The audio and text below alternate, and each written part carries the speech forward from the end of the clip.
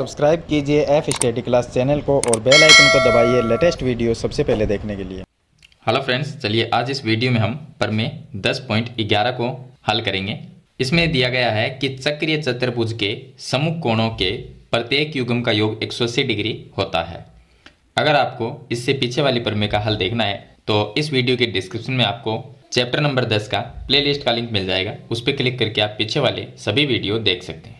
तो देखिए, इसमें दिया गया है कि चक्रीय चतुर्भुज के सम्मुख कोणों के प्रत्येक युग्म का योग 180 डिग्री होता है।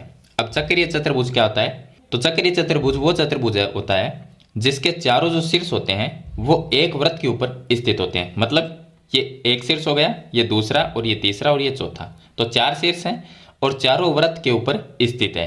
तो ये जो चतुर्भुज है वो एक चक्रीय चतुर्भुज है। तो इसका नाम हम ए लिख देते हैं।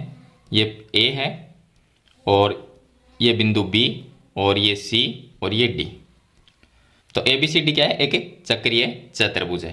अब इसने ये लिखा है कि जो इसके सम्मुख कोण है उनका योग 180 डिग्री होता है। मतलब ए और सी इनका योग 180, बी और डी जो है इनका योग 180 होता है। ये हमें सिद्ध करना है।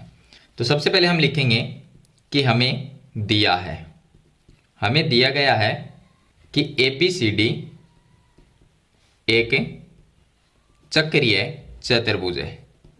चक्रीय चतुर्भुज है, यह हमें दिया गया है। और सिद्ध करना है हमें कि जो सम्मुख कोण होते हैं उनका योग 180 डिग्री। मतलब कोण A प्लस कोण C बराबर 180 डिग्री। कोण A प्लस कोण C बराबर में 180 डिग्री।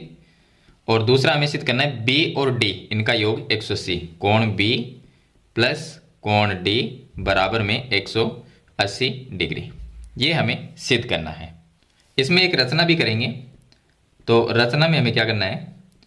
रचना में A को C से मिला देंगे और B को D से मिला देंगे। तो देखिए, A को C से मिलाया और B को D से मिलाया, ये लिख देंगे। तो AC व BD को मिलाया, AC को और BD को मिला दिया। अब उत्पत्ति लिखते हैं इसकी। तो उत्पत्ति में देखिए, यहां पर ये एक वृत्त है और वृत्त में अगर AB ये क्या है? एक जीवा है और इस जीवा से वृत्त में दो वृत्तखंड बन जाते हैं, यानी वृत्त के दो भाग हो जाते हैं। तो एक साइड में जो वृत्तखंड में कोण बनते हैं वो कोण बराबर होते हैं। ये प्रमेय 10.9 में मैंने आपको बताया था। मतलब कि ये वृत्त है और इस वृत्त में ये एक जीवा है। इस जीवा से एक साइड में जो कोण बनते हैं, एक कोण मान लीजिए इधर बन गया और दूसरा इस साइड में, ये इस तरह से हम कोण बना देंगे। तो एक ही वृत्तखंड में जो कोण बनते हैं वो कोण बराबर होंगे। तो AB जो जीवा है इससे तो ये कोण बने, तो ये दोनों बराबर होंगे। अब AB जीवा से कौन कौन सा बना? देखिए, ये AB है तो इससे एक कोण तो ये बन गया, ये कोण। और दूसरा कोण इसी AB जीवा से ये इधर वाला कोण ये बन गया। तो एक तो ये कोण होगा और एक ये कोण होगा। ये दो कोण बने और ये दोनों बराबर होंगे। तो इसका हम नाम लिख देते हैं कि ये कोण नंबर 1 है और ये कोण नंबर 2 है। तो कोण नंबर 1 और 2 बराबर होंगे। तो यहाँ पर हम लिख देंगे कि कोण नंबर 1 बराबर है कोण नंबर 2 के। इसका कारण लिखना है कि एक ही वृत्तखंड के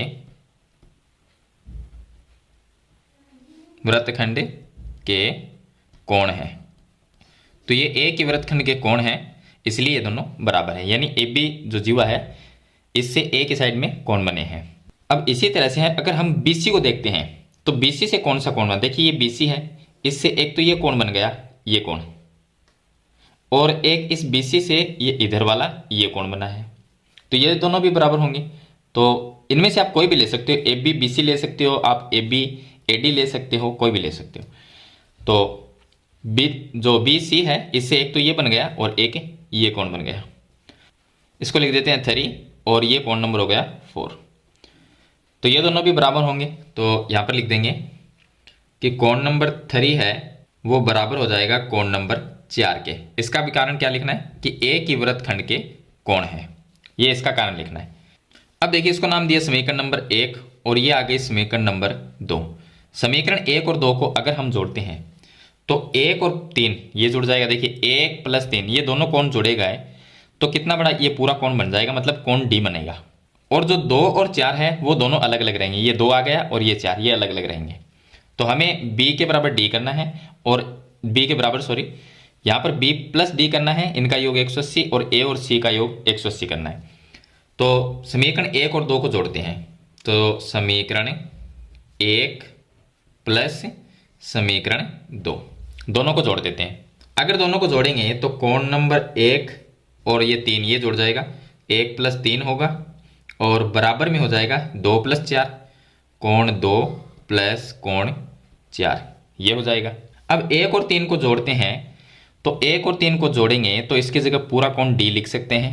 तो इसकी जगह तो हो जाएगा कोण d, यह आ जाएगा कोण d बराबर में 2 प्लस 4 ऐसा कैसा रहेगा, कोण 2 प्लस में कोण 4 ये ऐसा कैसा रह जाएगा। अब d है उसके प्लस में b लेके आना है, यानी ये पूरा कोण। तो यहाँ पर देखिए 2 प्लस 4 ये कहाँ पर है कोण, इन कोणों को देखिए, ये 2 है ये 4, 2 नंबर और 4 नंबर जो कोण है वो a b c इस त्रिभुज के अंदर आते हैं। अगर 2 कोण तो है हमारे पास में, दोनों इन दोनों का तो योग है, अगर इसमें तीसरा कोण और जोड़ दें यानी कि कोण b जोड़ दें तो त्रिभुज के तीनों कोणों का योग 180 आ जाएगा। तो हम क्या करेंगे कि ये जो कोण b है उसको हम दोनों तरफ जोड़ देंगे इसमें। तो यहाँ पे लिखना है कि कोण b दोनों पक्षों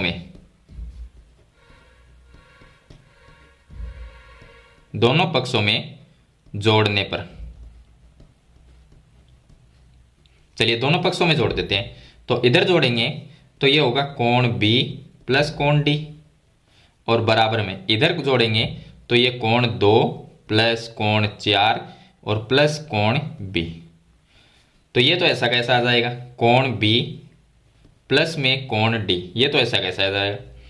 अब कोण 2 4 और b ये कहाँ पर है, ये 2 ये 4 और ये b, मतलब कि a b c इस त्रिभुज की ये तीनों कोण है।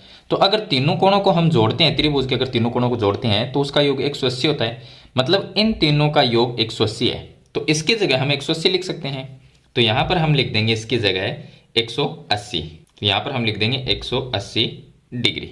और इसका आप कारण लिख सकते हो कि त्रिभुज के तीनों कोणों का योग 180 डिग्री होता है।